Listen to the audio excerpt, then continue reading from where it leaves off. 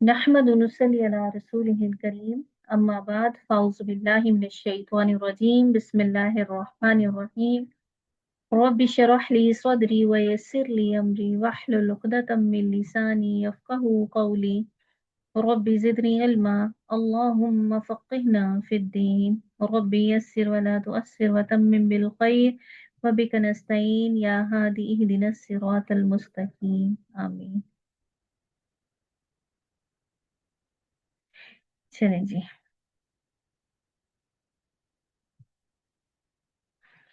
लफ्ज़ी तर्जुमा देखते हैं। अल्लाह ताला की दी हुई तौफीक और उसकी मदद के साथ आज हम करेंगे आयत नंबर 38 से 40 तक इंशाअल्लाह। बिस्मिल्लाहिर्रहमानिर्रहीम। लफ्ज़ी तर्जुमा। कुलना, कहा हमने, इहबितु, उतर जाओ, मिन्हा, इससे, जमीअन, सब के सब, फ़इम्मा, फिर अगर, यअतियन्नकुम, आए तुम्हारे पास, मिन्नी, मेरी तरफ से,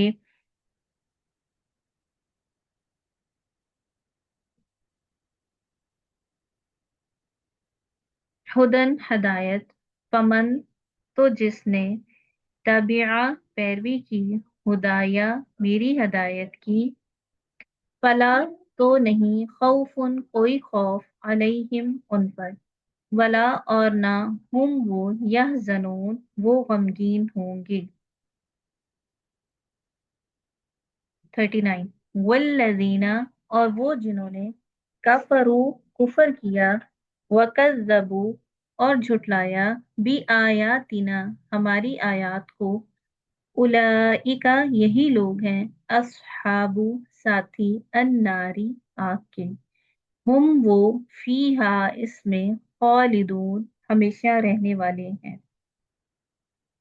या बनी इसराइल, ए बनी इसराइल, उज़कुरू, याद करो, निअमतिया, मेरी नेमत, अल्लती, वो जो, अनअमतु, इनाम की थी मैंने, अलैकुम, तुम पर, व औफू, और पूरा करो, बिआहदी, मेरे अहद को, ऊफी, मैं पूरा करूंगा, बिआहदिकुम, तुम्हारे अहद को, व इय्याया, और सिर्फ मुझसे ही, फरहबून, बस डरो मुझसे। ये है हमारी आयत का लफ्ज़ी तर्जुमा।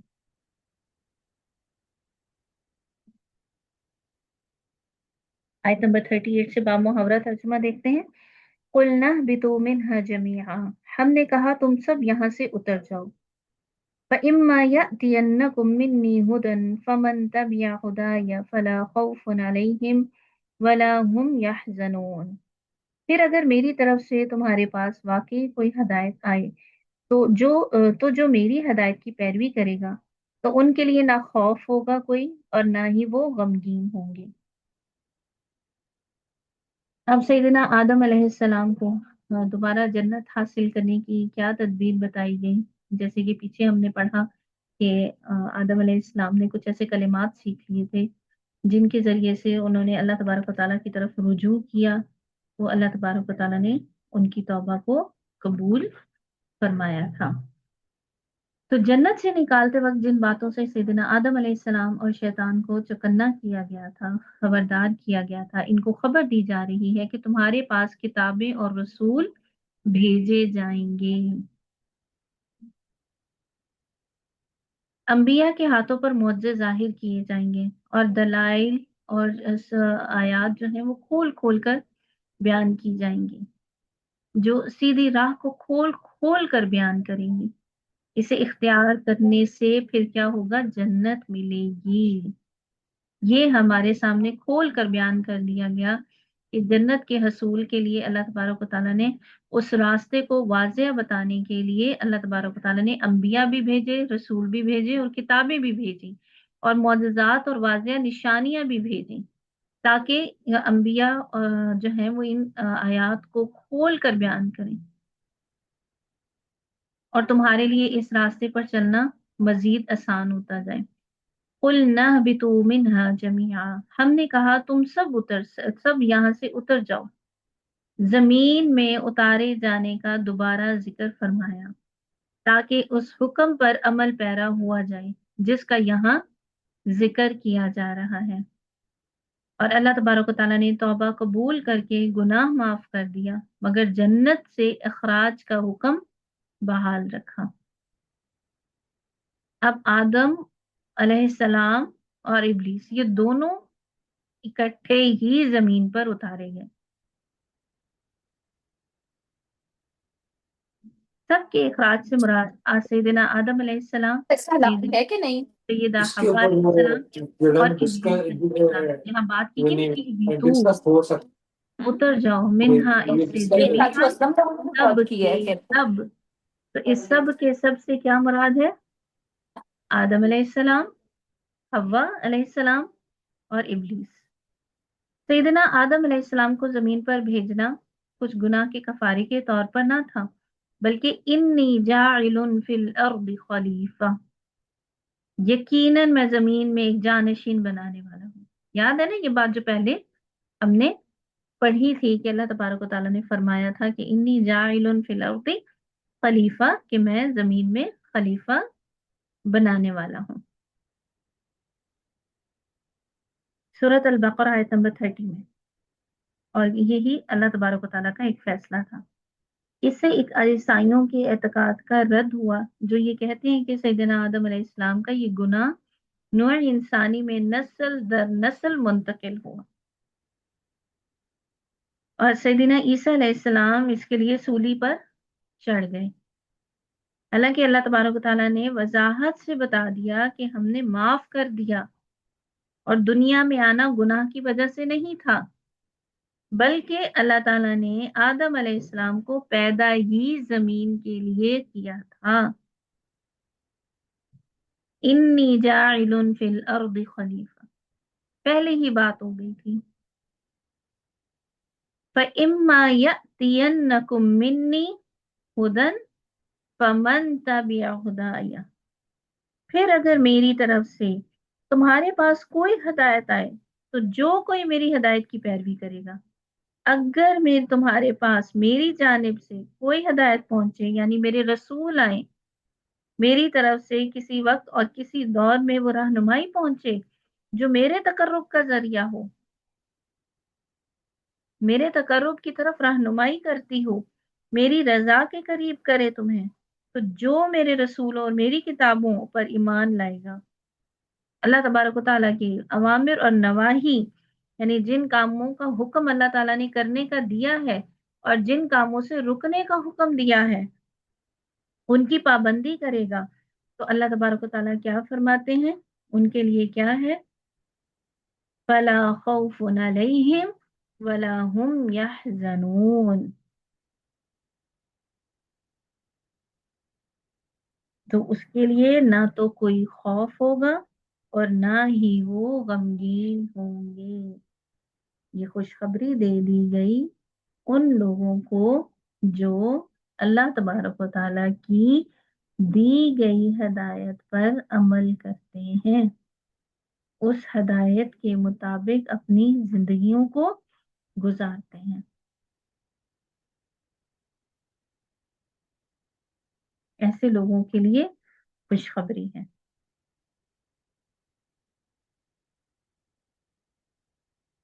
اور کس چیز کی خوشخبری تھی؟ فَلَا خَوْفٌ عَلَيْهِمْ وَلَا هُمْ يَحْزَنُونَ۔ رسول اللہ صلی اللہ علیہ وآلہ وسلم نے فرمایا، میں تم نے دو چیزیں چھوڑے جا رہا ہوں، جب تک تم ان کو مضبوطی سے تھامے رکھو گے ہرگز گمراہ نہیں ہوگے۔ یعنی جو شخص ان دو چیزوں کو، جن کو میں چھوڑے جا رہا ہوں، ان کو تھامے رکھے گا، وہ کبھی بھی گمراہ نہیں ہوگا، وہ کبھی بھی اپنی راہ گم نہیں کرے گا۔ اور وہ دو چیزیں کیا تھیں؟ کتاب اللہ کی اور اس کے رسول صلی اللہ علیہ وآلہ وسلم کی سنت، یعنی وہ دو چیزیں کتاب اللہ اور سنت کو تھامے رکھے گا تو وہ کبھی بھی گمراہ نہیں ہوگا۔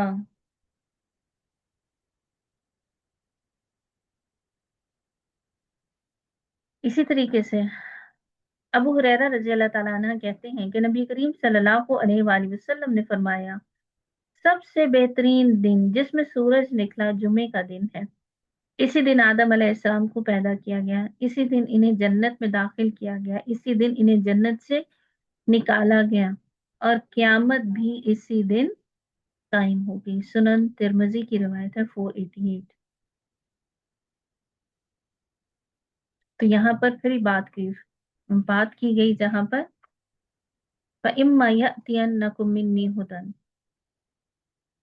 तो हुदन हदायत वही के जरिए से है जो मिलती है, और वो अल्लाह तबारक व तआला ने अपने अंबिया और रसूलों की तरफ जो है वो अल्लाह वही भेजता है। और हदायत की पैरवी जन्नत में ले जाने के लिए शर्त है। और असल हदायत क्या है? अल्लाह तबारक व तआला की ही हदायत है।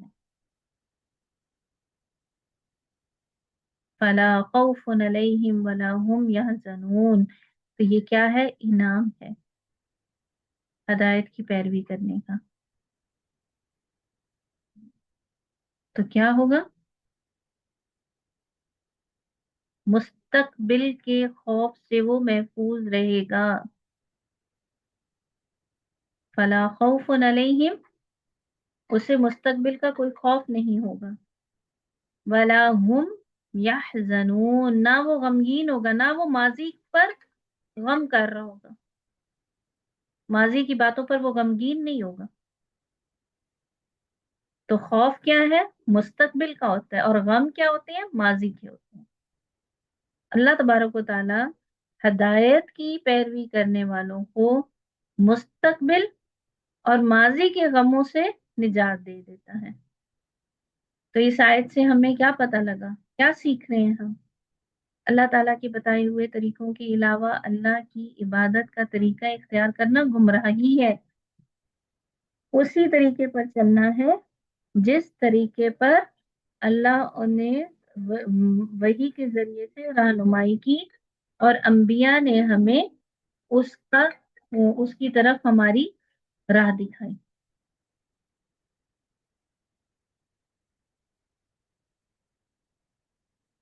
रसूलों ने हमें गाइड किया किताब की तालीम के जरिए से। तो ऐसे में क्या होगा? फला खौफुन अलैहिम वला हुम यहज़नून। और यहाँ खौफ का ताल्लुक आखिरत से भी है, और आखिरत में ईमान वालों को, अल्लाह ताला की हदायत पर चलने वालों को खौफ नहीं होगा, और ना ही वो गमगीन होंगे। उन्हें दुनिया को छोड़ने का भी कोई गम नहीं होगा। तो ऐसे लोगों को ना तो आखिरत का कोई खौफ होगा, ना ही उनको दुनिया के छूट जाने का कोई गम सताएगा। अल्लाह तबारक व तआला का फरमान है, ला यहज़ुनुहुमुल फ़ज़अउल अकबर व ततलक़्क़ाहुमुल मलाइका हाज़ा यौमुकुमुल्लज़ी कुन्तुम तुअदून। सूरतुल अंबिया आयत नंबर 103। इन्हें बड़ी घबराहट गमगीन न करेगी। और बड़ी घबराहट से मुराद क्या है? क़यामत का दिन। तो उस दिन ये गमगीन ना होंगे, और फरिश्ते इनके इस्तकबाल को आएंगे। ये है तुम्हारा वो दिन जिसका तुमसे वादा किया जाता है। तो हदायत की पैरवी करने वाले क़यामत के दिन अमन में होंगे। हदायत की पैरवी करने वालों के लिए खुश नसीबी है। किताब और सुन्नत याद रखिएगा, ये दो जराए हैं जिनके जरिए से हम हदायत हासिल कर सकते हैं। ये दो सोर्स हैं। और सीधे रास्ते पर चलना और बिदात से बचना, ये हमें जन्नत तक लेके जाता है। ईमान लाने वाले पर कोई खौफ और कोई गम नहीं होगा। फला खौफुन अलैहिम वला हुम यहज़नून।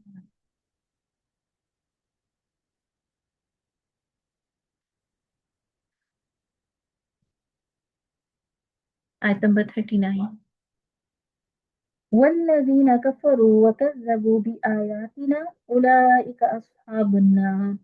और जिन लोगों ने कुफर किया और हमारी आयत को झुटलाया वही लोग आग वाले हैं। हुम फीहा खालिदून, और वो उसमें हमेशा हमेशा रहने वाले हैं। तो अल्लाह तबारक व तआला ने इन आयत में अल्लाह ताला की आयत का इनकार करने वाले और तकजीब यानी उन आयत को झुटलाने वालों का अंजाम बयान किया है। और उनका अंजाम क्या है? ऐसे लोग उलाइका अस्हाबुन नार, यही लोग क्या है? हमेशा आग में जलेंगे, हमेशा आग के साथी हैं।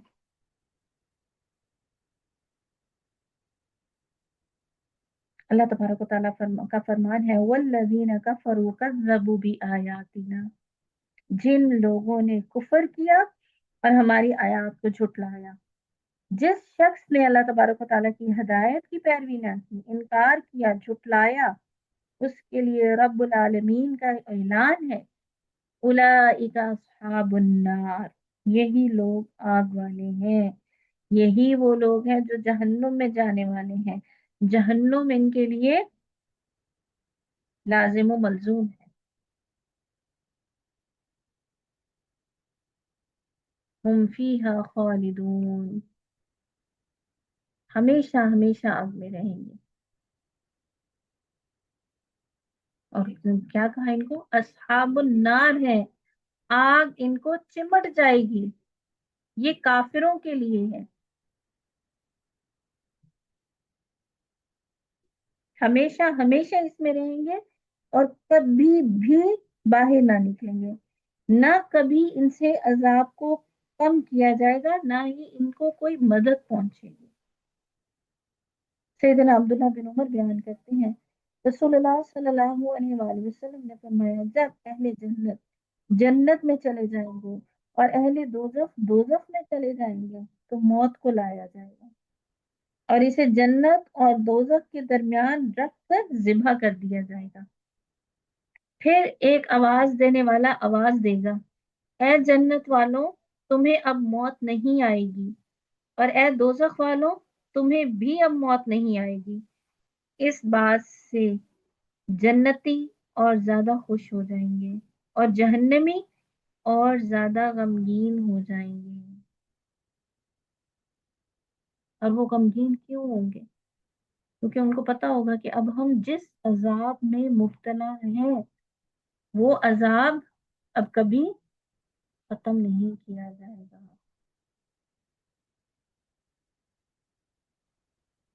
इस अजाब से उनको अब कभी भी निजात नहीं मिलेगी।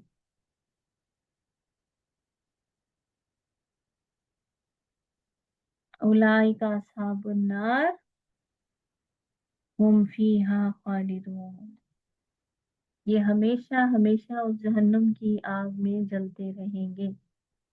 इनको वहां से कभी भी वापस नहीं निकाला जाएगा।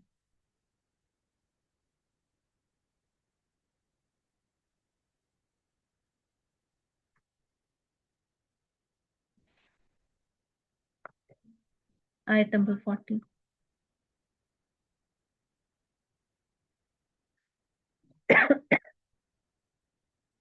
या बनी इसराइल अज़्कुरू निअमती अल्लती अनअमतु अलैकुम व औफू बिअहदी ऊफी बिअहदिकुम व इय्याय फरहबून। ए बनी इसराइल, याद करो मेरी उस नेमत को जो मैंने तुम्हें अता की थी, और तुम मेरे अहद को पूरा करो, मैं तुम्हारे अहद को पूरा करूंगा, और सिर्फ मुझ ही से तुम डरते रहो।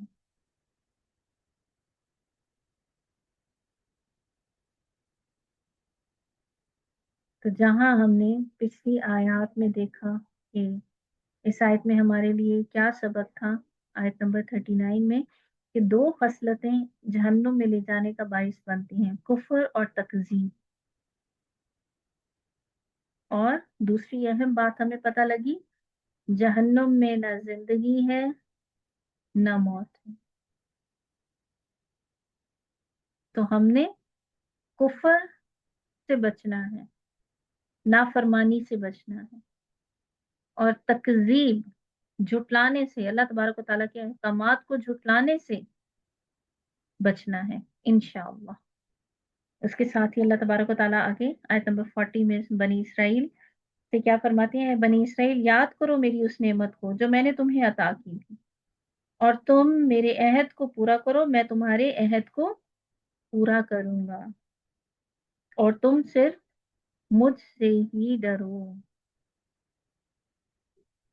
या बनी इसराइल, ए बनी इसराइल, अल्लाह ताला बनी इसराइल को इस्लाम में दाखिल होने और नबी करीम सल्लल्लाहु अलैहि वसल्लम की इत्तबा की दावत देते हैं, और फरमाते हैं कि ए अल्लाह के फर्माबरदार और नेक बंदे के बेटों, तुम भी हक की पैरवी करने में अपने बाप की तरह हो जाओ। नेक लोगों की औलाद को नेक ही होना चाहिए, तो तुम भी क्या करो, उस नेकी के रास्ते पर चलो। अगर सख्तियों के मामलात नहीं किए जा रहे स्टार्टिंग से ही, तो उनको क्या किया जा रहा है, आराम से हक की दावत दी जा रही है कि नेक इंसान की औलाद भी क्या होनी चाहिए, नेक ही होनी चाहिए। तो नेकी की राह को इख्तियार करो। जैसे एक इंसान डॉक्टर है तो वो क्या चाहता है कि उसकी औलाद, उसके बच्चे भी डॉक्टर हों। एक आलिम दीन क्या चाहेगा कि उसकी अ, औलाद में भी उसी के पैगाम को, उसी के काम को आगे बढ़ाने वाले हों। एक इंसान जो सखी है, सखावत में बहुत अच्छा है, उसकी ख्वाहिश होगी कि मेरे बच्चे भी सखावत में ऐसे ही आगे रहें। अगर वो इस राह पर नहीं चलते तो क्या होता है, बहुत हसरत होती है। उससे पहले क्या कहा गया, या अय्युहन्नास के साथ तमाम लोगों को दावत दी गई थी पीछे। अब क्या है, बनी इसराइल को खसूसी तौर पर खिताब है, क्योंकि अहले किताब होने की वजह से इनका ज्यादा हक है कि वो नबी करीम सल्लल्लाहु अलैहि वसल्लम पर ईमान लाएं।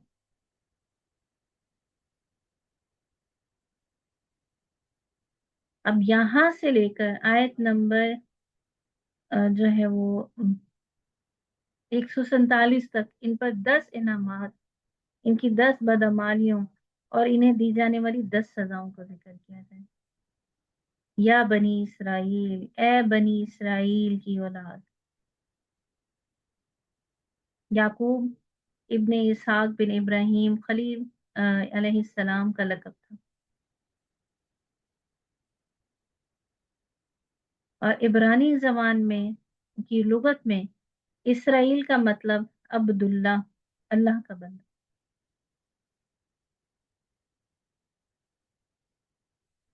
यानी नेक बाप की औलाद की हैसियत से इनको खिताब किया जा रहा है, ए इब्ने करीम, इब्ने करीम, इब्ने करीम के बेटों। और ये जो होता है ना, एक खिताब करने का अदाब में से एक अदब भी है कि आप किसी का जिक्र इसके तैयब करीम अबाव अजदाद की निस्बत से करें। कहा जाता है ना, तुम्हारी वालिदा बहुत नेक इंसान थी, तुम्हारे वालिद बहुत नेक इंसान थे, इतने अच्छे अच्छे नेक काम किए, कितनी खुशी होती है। ऐसे ही इनको भी, इनकी नेक औलाद कहा गया इनको, क्यों, क्योंकि इनके अबा अजदाद नेक थे। नेक बाप की हैसियत से खिताब किया जा रहा है इनसे। अल्लाह ताला बनी इसराइल की जो है यहाँ पे शान बयान कर रहे हैं कि इनमें सौलेह भी थे और इनमें कुछ दूसरे भी थे। याकूब अलैहिस्सलाम की सौलेह और याकूब अलैहिस्सलाम क्या थे, अल्लाह तबारक व तआला के सौलेह और नेक बंदे थे।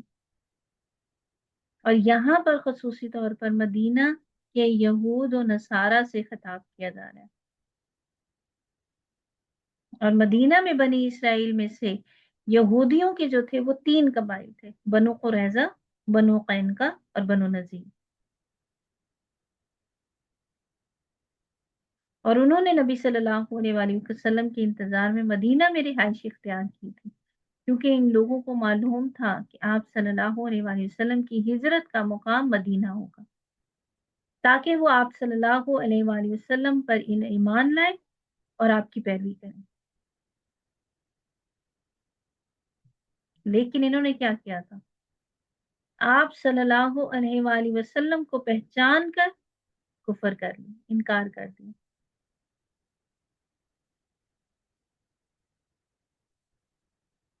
اور بنی اسرائیل میں بے شمار انبیاء تھے، بہت انبیاء، بہت نبی آئے،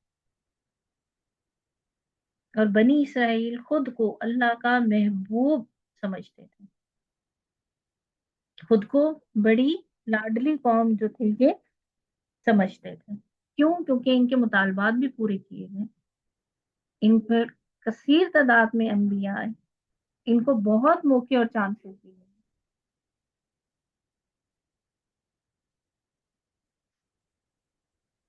تو اسرائیل کے میننگز آپ نے یاد رکھنے ہیں۔ اسرائیل کا معنی کیا ہے؟ عبداللہ، اللہ کا بندہ۔ اور اسرائیل جو تھا وہ سیدنا یعقوب علیہ السلام کا لقب تھا، اور سیدنا یعقوب علیہ السلام کے 12 بیٹے تھے، ان سے بنی اسرائیل کے 12 قبیلے جو تھے وہ وجود میں آئے تھے۔ اور بنی اسرائیل کنعان میں آباد تھے۔ سیدنا یعقوب علیہ السلام کے بیٹے سیدنا یوسف علیہ السلام کے مصر پہنچنے کے بعد ان کے اہل خاندان وہاں پہنچے، اور بنی اسرائیل کی میں کثیر تعداد میں نبی آئے، جیسے سیدنا یوسف علیہ السلام، سیدنا یحییٰ علیہ السلام، ہارون علیہ السلام، موسیٰ علیہ السلام، سیدنا زکریا علیہ السلام۔ بنی اسرائیل میں تورات بھی آئی، زبور بھی آئی، اور انجیل بھی آئی۔ 3 کتاب میں اللہ تبارک و تعالیٰ کی طرف سے ان کی طرف نازل کی گئی، اور مدینہ میں ان کے گزشتہ علم و فضل کی بنا پر ان کی دھاک بھی بیٹھی ہوئی تھی۔ اس کے علاوہ بھی اللہ تبارک و تعالیٰ نے اس قوم پر بے انتہا احسانات، ان احسانات کے بدلے میں اللہ تبارک و تعالیٰ کیا فرماتے ہیں؟ اللہ تعالیٰ فرماتا ہے اذکروا نعمتی التی انعمت علیکم، یاد کرو میری نعمت کو، یا نعمتوں کے یاد کرنے سے مراد دل میں اپنی ان نعمتوں کا اعتراف کرنا ہے، نعمتوں کا اعتراف کرنا، زبان سے ان کی تعریف کرنا، اور جوارح کے ذریعے سے ان نعمتوں کو ایسی جگہ استعمال کرنا ہے جنہیں اللہ تبارک و تعالیٰ پسند کرتا ہے اور ان سے راضی ہوتا ہے۔ اذکروا نعمتی التی انعمت علیکم، جو میں نے تمہیں عطا کی تھیں، اللہ تعالیٰ نے ان پر دین و دنیا کی رہنمائی اور کامیابی کے راستے کھولے تھے، اور ان کو دوسروں کی رہنمائی کا فریضہ سونپا تھا۔ کتنی بڑی نعمت!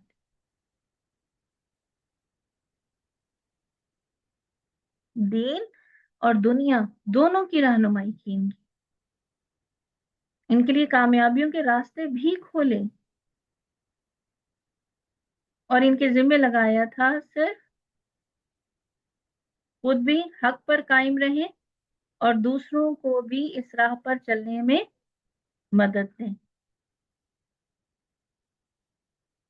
ان کو بھی اپنے ساتھ لے کر چلیں۔ اللہ تعالیٰ نے انہیں اپنی شریعت عطا کی۔ اللہ رب العزت کا فرمان ہے وَإِذْ قَالَ مُوسَىٰ لِقَوْمِهِ يَا قَوْمِ اذْكُرُوا نِعْمَةَ اللَّهِ عَلَيْكُمْ إِذْ جَعَلَ فِيكُمْ أَنْبِيَاءَ وَجَعَلَكُمْ مُلُوكًا وَآتَاكُمْ مَا لَمْ يُؤْتِ أَحَدًا مِنَ الْعَالَمِينَ۔ اور جب موسیٰ نے اپنی قوم سے کہا کہ اے میری قوم، اپنے اوپر اللہ تعالیٰ کی نعمت کو یاد کرو، جب اس نے تم سے انبیاء بنائے اور تمہیں بادشاہ بنایا، اور اس نے تمہیں وہ کچھ دیا جو جہانوں میں سے کسی کو نہیں دیا تھا۔ تو بنی اسرائیل کو انعام اس لیے یاد دلایا جا رہا ہے تاکہ ان میں سے جو بھلائی کا مادہ رکھتے ہوں وہ حق کو قبول کر سکیں اور نبی صلی اللہ علیہ وآلہ وسلم کا ساتھ دیں، اور ان کے حق میں اللہ تبارک و تعالیٰ کا وعدہ پورا ہو۔ تو یہ مقصد تھا نعمتوں کے یاد کروانے کا. اس قرون نعمتی اللہ. شکر جو ہوتا ہے وہ 3 چیزوں کے ساتھ ہے. نعمت کو اپنے دلوں کے ساتھ یاد کرنا، اپنی زبانوں کے ساتھ اس کا تذکرہ کرنا، یعنی کیا ہے، دل میں اعتراف کرو نعمت کا، پھر اپنی زبان سے اس کا تذکرہ کرو. الحمدللہ اللہ تعالیٰ نے مجھے یہ نعمتیں دی ہیں، اور اپنے عمل کے ساتھ اس کا اظہار.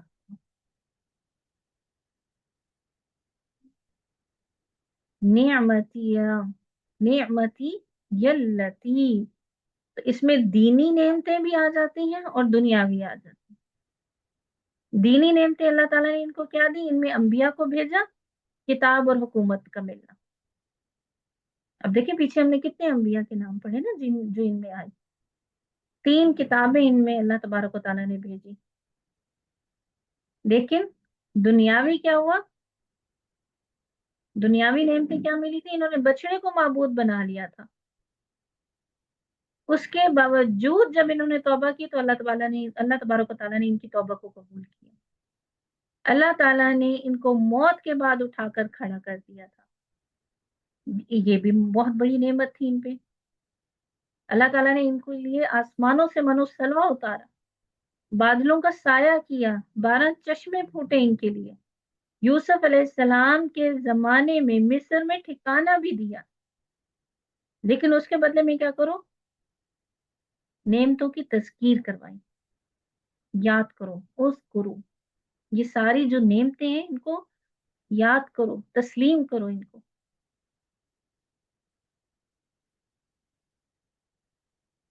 اور اس کے ساتھ ہی اللہ تبارک و تعالیٰ نے تمہاری اصلاح کے لیے آخری نبی کو بھی بھیجا. اس کا انکار نہ کرو. تو نعمتوں کا ذکر 2 طرح ہوتا ہے. نمبر 1 یہ کہ تم خود بھی اپنے اوپر جو اللہ کی نعمتیں ہیں ان کو یاد کرو. نمبر 2 دوسرا تم لوگوں کو بھی بتاؤ، کہو لوگوں سے کہ اللہ نے مجھ پر یہ نعمتیں کی ہیں، اللہ نے مجھ پر یہ احسان کیا ہے. اور سب سے بڑا احسان کیا ہے؟ اللہ تبارک و تعالیٰ نے ہمیں اپنی کتاب کا علم عطا کیا، اس کو سمجھنے کی اور اس کو پڑھنے کی توفیق عطا کی. اب ہم نے کیا کرنا ہے؟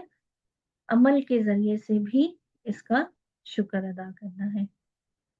تو نعمتوں کو یاد کروانے کے ساتھ ہی کیا کہا گیا؟ کیا کرو؟ اوفوا بعہدی اوفی بعہدکم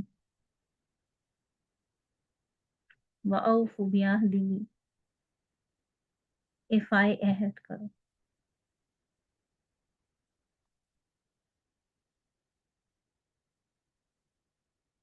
تو امت کے لیے بنی اسرائیل کے واقعات کو جاننا. اب ہم کہیں گے ہمیں بنی اسرائیل کا واقعہ کیوں سنایا جا رہا ہے، وہ تو چلی گئی قوم. تو ہمارے لیے اس واقعے کا جاننا اس لیے ضروری ہے تاکہ امت اس زوال سے بچ سکے جس کا پہلے انبیاء کی قومیں شکار ہوئی، تاکہ ہم جانیں کہ بنی اسرائیل کس بنا پر ختم ہوئی،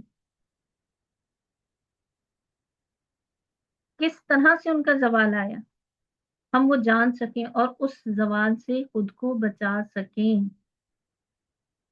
یہودیوں کے عقیدے کی خرابی اور رویوں کی خرابی کو سامنے رکھا جائے تاکہ مسلمان اس کردار کے انسان بننے سے بچ سکیں. یہ مقصد تھا بنی اسرائیل کے واقعے کو بیان کرنے کا. اور ساتھ ہی اللہ تعالیٰ نے انعام یاد کروانے کے بعد کہا وَأَوْفُوا بِعَہْدِی، میرے عہد کو پورا کرو. وہ عہد یہ تھا کہ تم تورات کے احکامات کی پابندی کرو گے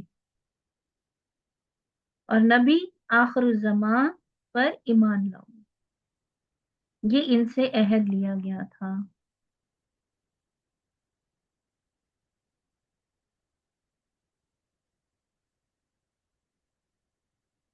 وَأَوْفُوا الوفا اوفوا بعہدی، یعنی اس عہد کو پورے طور پر مکمل کرو.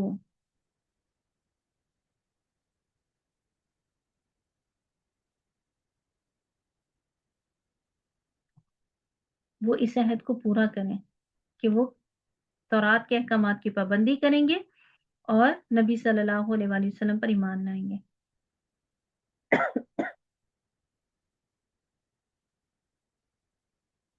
یعنی وہ اس عہد کو پورا کریں جو اللہ تعالیٰ نے ان سے لیا کہ وہ اس پر اور اس کے رسولوں پر ایمان لائیں گے اور اس کی شریعت کو قائم کریں گے. کل بھی رحمت اللہ کہتے ہیں کہ وہ عہد یہ ہے وَإِذْ أَخَذَ اللَّهُ مِيثَاقَ الَّذِينَ أُوتُوا الْكِتَابَ لَتُبَيِّنُنَّهُ لِلنَّاسِ وَلَا تَكْتُمُونَهُ. اور جب اللہ نے ان لوگوں سے پختہ عہد لیا جنہیں کتاب دی گئی کہ تم اس کتاب کو لوگوں کے لیے لوگوں کے سامنے ضرور بیان کرتے رہو اور تم اس کو نہیں چھپاؤ گے. کتاب کے احکامات کو چھپاؤ گے نہیں.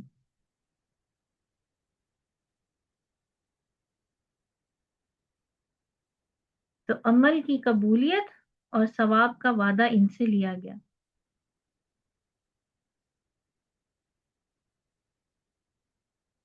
کتاب کے احکامات کو تم نہیں چھپاؤ.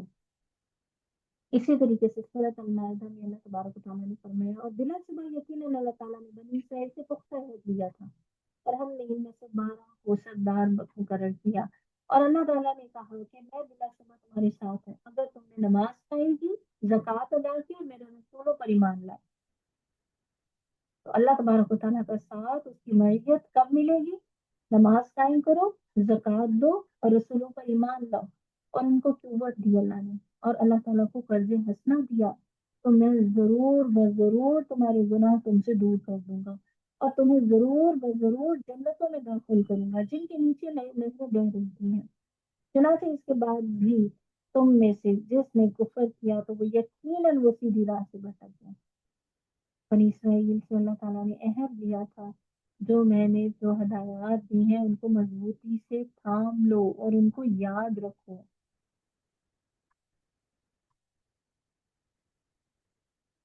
اللہ تعالیٰ نے بنی اسرائیل سے سیدنا موسیٰ کی زبانی یہ عہد لیا کہ میں بنی اسرائیل میں ایک نبی امی بھیجوں گا جو تم میں سے اس کی اتباع کرے گا میں اس کے گناہ معاف کر دوں گا اور اسے جنت میں داخل کروں گا. اوفی بعہدکم میں تمہارے عہد کو پورا کروں گا.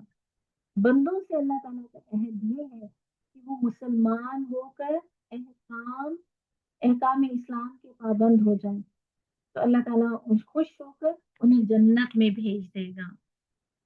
پیچھے کیا ہوا؟ تم میرے عہد کو پورا کرو جو اللہ تعالیٰ نے بندوں سے لیا. اوفی بعہدکم اس کے بدلے میں نے تم سے جو عہد کیا ہے میں اس کو پورا کروں گا. جنت کا وعدہ.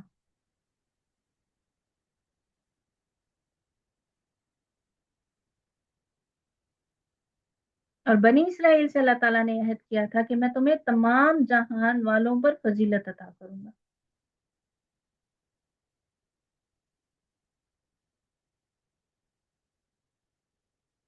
ابن عباس رضی اللہ تعالیٰ عنہما سے روایت ہے وہ کہتے ہیں اوفی بعہدکم سے مراد یہ ہے کہ میں تم سے راضی ہو جاؤں گا اور تمہیں جنت عطا کروں گا. بس کرو کیا؟ وَإِيَّايَ فَارْهَبُونَ اور صرف مجھ ہی سے تم ڈرتے رہو. میرے غیر سے نہیں صرف مجھ سے ڈرو. ایایا اختصاص کا کلمہ ہے خاص. فرہبون الرہبہ ایسے خوف کو کہتے ہیں جس میں اضطراب بھی شامل ہو. بس کرو کیا؟ مجھ سے ڈرو. کسی اور سے نہیں ڈرنا. کسی اور کا خوف تمہارے دل میں نہیں ہونا چاہیے. سیدنا ابن عباس کا اس بارے میں یہ قول ہے کہ مجھ سے ڈرو کہ میں تمہیں بھی اس قسم کے عذابوں میں مبتلا نہ کر دوں جس طرح کے عذابوں میں قبل ازی تمہارے آباء و اجداد کو مبتلا کیا اور مسخ وغیرہ کے عذابوں کو تم خوب جانتے ہو. جیسے ان سے پہلے لوگوں کو کیا کیا گیا تھا؟ مسخ کر دیا گیا تھا.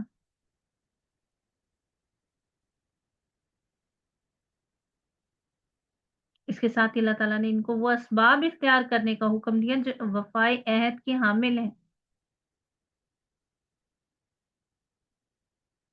کہ صرف اور صرف اس اکیلے سے خوف کھانا اور ڈرنا، کیونکہ جو کوئی اس سے ڈرتا ہے تو یہ ڈر اس کے احکام کی اطاعت اور اس کے نواہی سے اجتناب کا موجب بنتا ہے.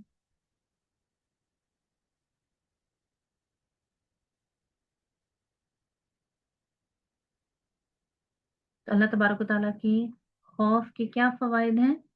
اللہ تعالیٰ کے خوف کی وجہ سے آئیڈیل شخصیت وجود میں آ جاتی.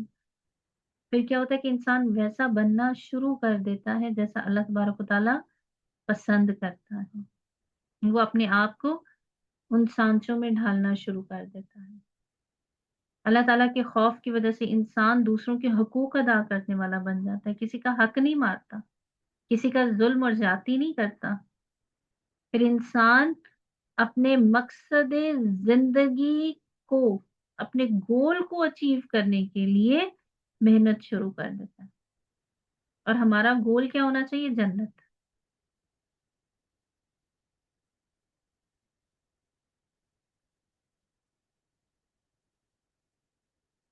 تو اللہ تعالیٰ کا ڈر انسان کو بہت کچھ دے دیتا ہے. انسان کو آخرت کی جواب دہی کا احساس، اور اس کی وجہ سے انسان کے سارے معاملات پھر درست ہو جاتے ہیں. کیوں؟ کیونکہ پھر انسان کو پتا ہوتا ہے کہ میں نے جواب دینا ہے. کیا جواب دوں گی میں؟ پھر کیا ہوتا ہے؟ انسان کی نیکیوں میں اضافہ ہونا شروع ہو جاتا ہے. انسان برے کاموں سے بچنا شروع کر دیتا ہے. اللہ تبارک و تعالیٰ کے ڈر کی وجہ سے اپنے معاملات لوگوں کے ساتھ درست کر لیتا ہے. پھر وہ رشتوں کو نہیں کاٹتا، پھر وہ بدعہدی نہیں کرتا، پھر وہ لڑائی جھگڑوں میں گالم گلوچ نہیں کرتا،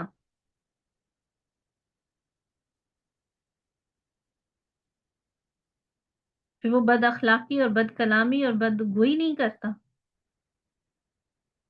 پھر وہ تندخو نہیں رہتا، پھر وہ جھگڑالو نہیں رہتا. وہ اپنے رویوں کو درست کرنا شروع کر دیتا ہے، عاجزی اختیار کرتا ہے، تکبر کو ختم کرنا شروع کر دیتا ہے، اور انسان لوگوں کی بجائے ایک اللہ کی پرواہ کرنا سیکھ جاتا ہے. پھر اس کے دل سے یہ خوف نکل جاتا ہے کہ لوگ کیا کہیں گے، لوگوں کی نظر میں کیسی لگ رہی ہوں، لوگ میرے بارے میں کیا سوچیں گے.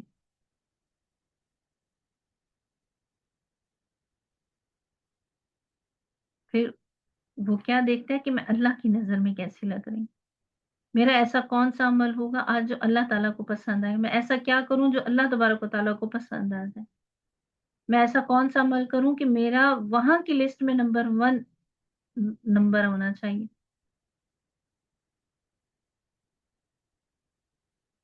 اور یہ تب ہوگا جب انسان اللہ تبارک و تعالیٰ کو یاد رکھے گا. خوف بھی وہ تبھی محسوس کرے گا جب وہ اللہ کو یاد رکھے گا. اور انسان بھول جائے تو پھر بندے اور رب کے درمیان فاصلہ پیدا ہو جاتا ہے اور خوف ختم ہو جاتا ہے. اللہ تبارک و تعالیٰ فرماتے ہیں نا کہ تم مجھے یاد رکھو، میں تمہیں یاد رکھوں گا. ہم اسے یاد رکھیں گے تو وہ بھی ہمیں یاد رکھے گا. ہم اسے یاد رکھیں گے تو اس کے خوف سے، اس کی خشیت سے، ہر اس کام سے بچیں گے جو اس کی ناراضگی کا ہوگا. اور اللہ تبارک و تعالیٰ سے بے خوف ہونے کا نتیجہ کیا نکلتا ہے؟ کہ انسان نڈر اور بے باک ہو جاتا ہے. پھر انسان کے اعمال خراب ہونے لگ جاتے ہیں. اگر ہمارے دل سے اللہ تعالیٰ کا ڈر نکل جائے اور ہم صرف اور صرف لوگوں کو خوش کرنے کے پیچھے لگ جائیں، پھر انسان ظلم کرنے لگ جاتا ہے. پھر وہ لوگوں کے حقوق ادا نہیں کرتا، گناہ پر گناہ کرتا جاتا ہے. اور پھر ایٹ دا اینڈ ایک وقت ایسا آتا ہے कि उसके दिल से गुनाह का एहसास ही खत्म हो जाता है, फिर उसको गुनाह गुनाह नहीं लगते।